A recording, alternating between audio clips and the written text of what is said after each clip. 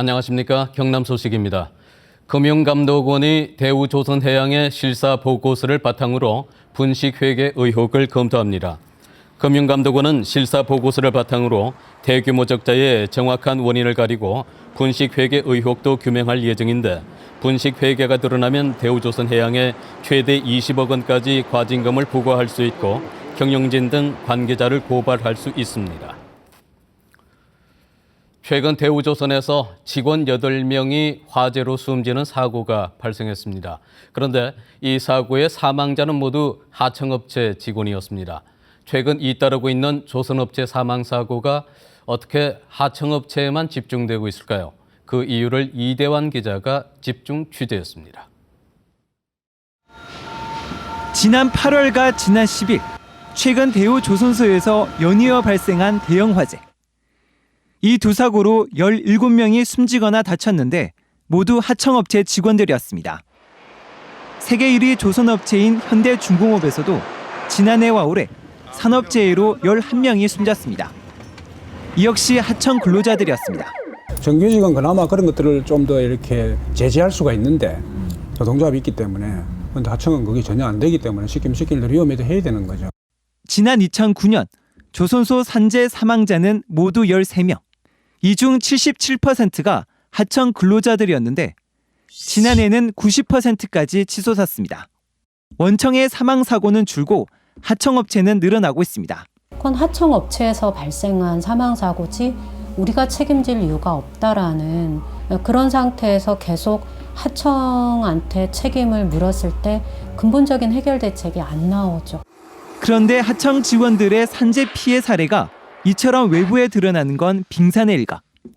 하청업체 대부분이 사망 사고가 아닌 이상 산재를 은폐한다고 말합니다.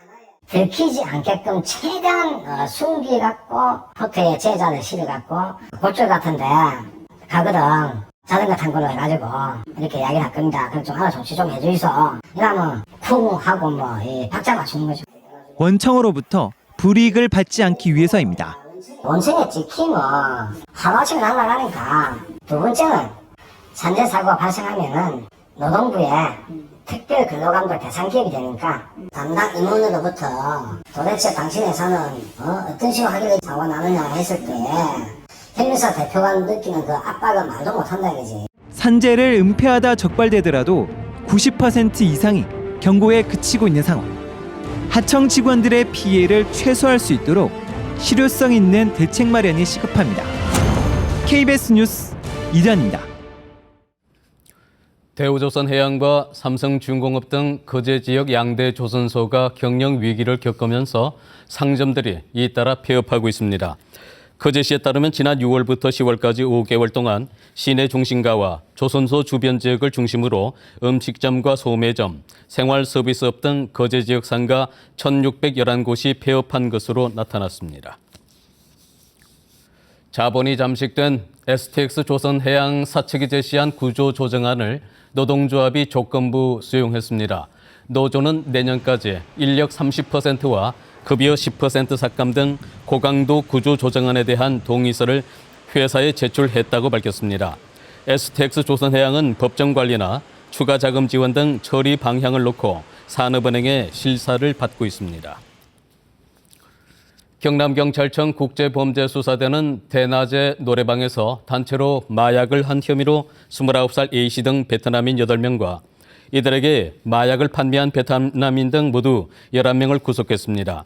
A씨 등 8명은 지난 12일 오전 11시 반쯤 창원의 한 노래방에서 마약 엑스터시를 음료에 타 단체로 복용한 혐의입니다. 경찰은 또 이들에게 마약을 판매한 베트남인 2명과 장소를 제공해준 베트남 출신 노래방 주인을 구속했습니다.